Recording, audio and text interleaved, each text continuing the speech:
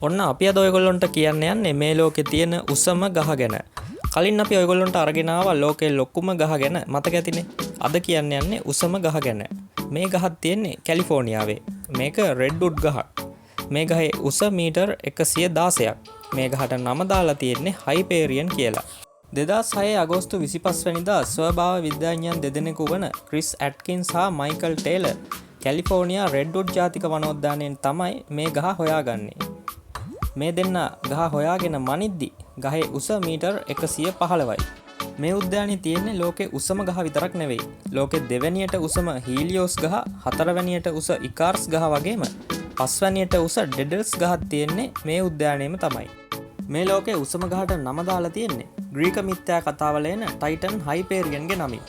මේ ගහ අවුරුදු 600ත් 800ත් අතර වයසක පසු වන බව තමයි හොයාගෙන තියෙන්නේ. මේ ගහේ දැව ඝන මීටර් 530ක් තියෙනවා.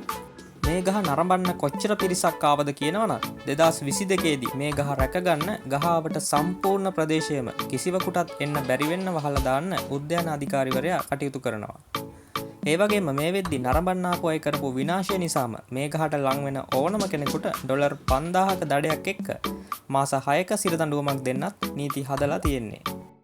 එහෙනම් තවත් දවසක හරියටම මේ වෙලාවට හමුවෙමු. රැඳී ඉන්න අපිත් එක්කම මේ ලෝකෙ ලොකුම දේ හොයන මෙගා ලිස්ට්.